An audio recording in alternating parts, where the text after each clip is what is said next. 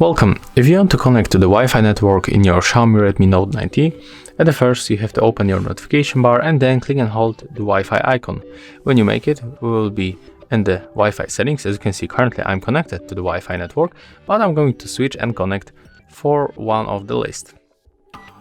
Of course, you have to enable Wi-Fi by tapping on the switcher, and here you'll get available networks. If you don't have it, and if you don't have here any networks, you have to tap on this icon to refresh list and then choose network. I'm going to connect to the Zenfone 7 Pro.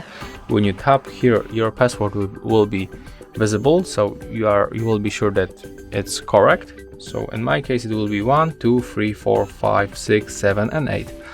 After that, you have to click connect, and as you can see, I successfully connect to this network.